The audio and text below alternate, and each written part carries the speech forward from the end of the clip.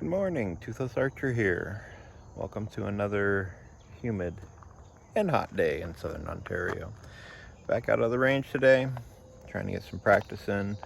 One of my biggest issues here is simply the fact that this range is about 20 something minutes from my house and makes it hard to get out here every day like I'd like to. Family, work, all that fun stuff takes a lot of time during the week. We're out here Monday morning. Luckily, it's a holiday, civic holiday for you Canadians, and just do some shots and see how this goes today.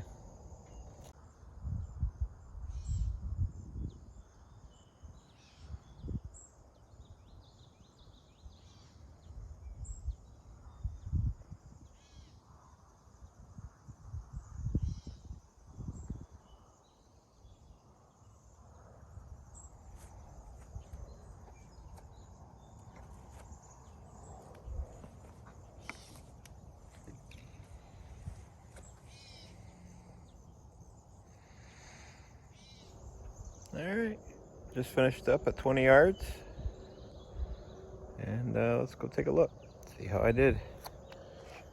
One of the big things I've been trying to do for the last month or so is get better at archery. And what I mean by that is just being more consistent with my shots, tighter groups, things like that. And one of the big things I've been trying to work on as well is simply back tension. I'm shooting a hinge release, so I'll probably go over those in a future video. But trying to learn back tension when I don't have a coach who does that nearby that I'm aware of, does make it a bit interesting because I don't know exactly everything I'm supposed to do. I can watch YouTube videos all day, just like this, but it still makes it hard. So let's go ahead and take a look. All right, 20 yards, 5 arrows.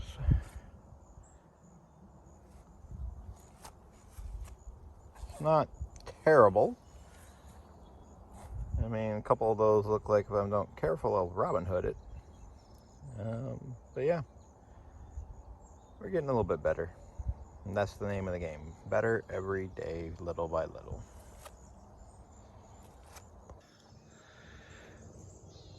Well, one of the advantages of being at the range by yourself here is simply that when a bug lands on your forehead and you try to kill it before letting down properly and you fuck up, and the arrow goes off, well, you're not hitting anything dangerous. So in my case, I still shot it down range, but you gotta be careful. Don't do what I do. Let the arrow down properly. Especially if you're shooting a hinge type, you have to be extremely careful about that kind of stuff. So luckily, it didn't go far.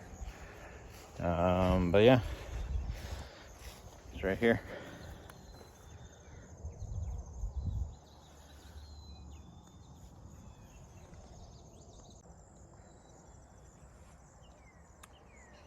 Very nice 20-yard grouping. Much closer, I'll be hitting my arrows too much. Let's see how that translates now to 30 yards.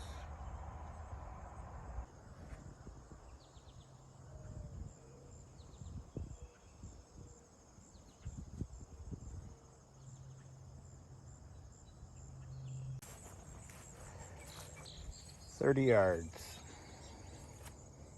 Yeah, you got a bullseye, but consistency is terrible.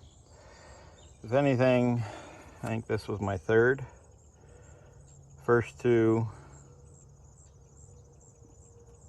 fourth, and then my last one was way over here, which as soon as that one let go, I knew that one wasn't great.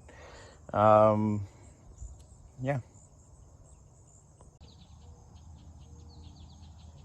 Archery is one of those things where there's always something to work on.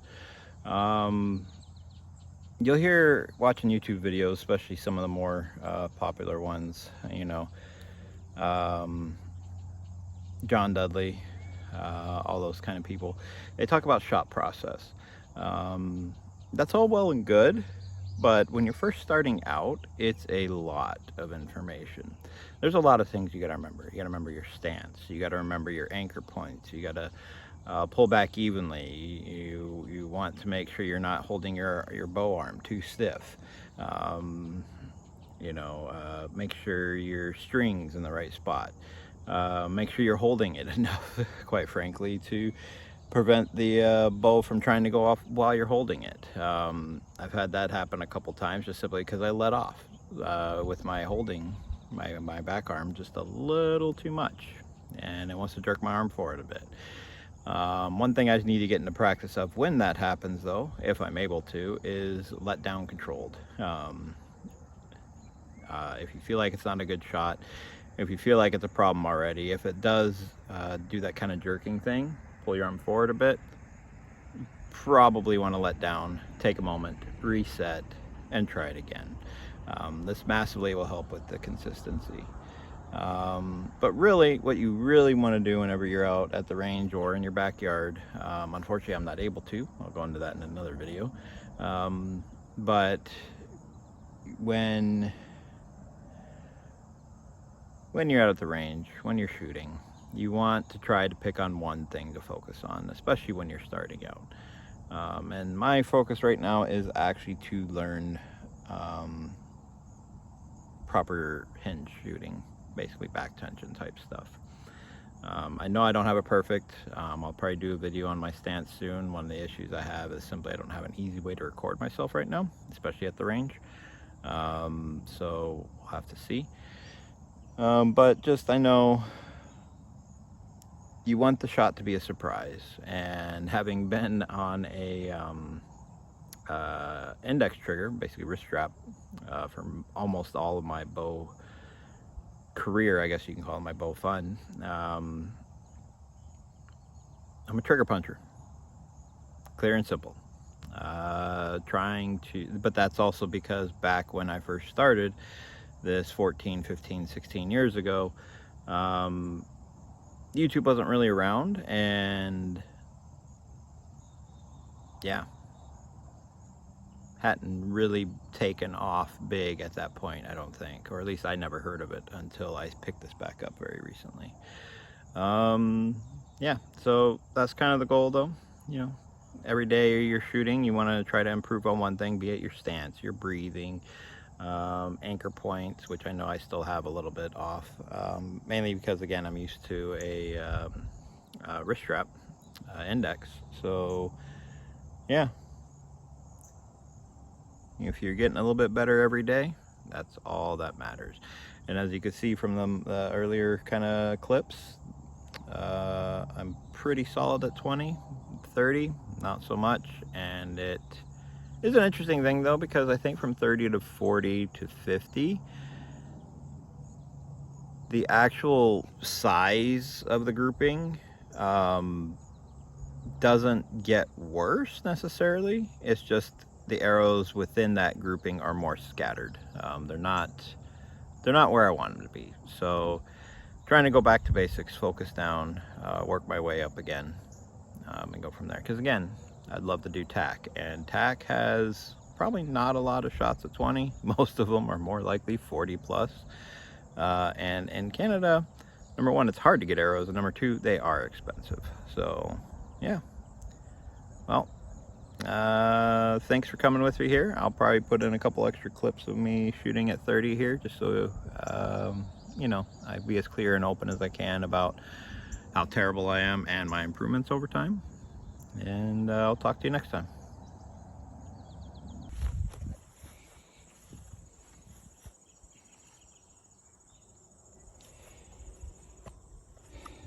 When I force the hinge to go off, I tend to be high and to the left, or way low and to the left. When I let the bow do what it wants to do and get close to, I think, a proper back tension shot, these three are the results. With this one, definitely felt the best. felt it was a surprise when it went off. My elbow, I think my back elbow was more properly positioned, things like that. So one of the things I have noticed, actually, I think, is the dot in the scope tends to bounce around a lot, right? You know, you kind of see it, it'll be kind of all over the place and things like that. And naturally, you're going to want to try to correct it to hold it right here, right? Well, really, it's going to do that, and it gets worse when you do that. So you just got to kind of let it go, let it do what it's going to do. But what I also have found, especially so far today, one of the things I kind of learned is if I hold my elbow correctly, that tends to move a little less. Something to keep in mind.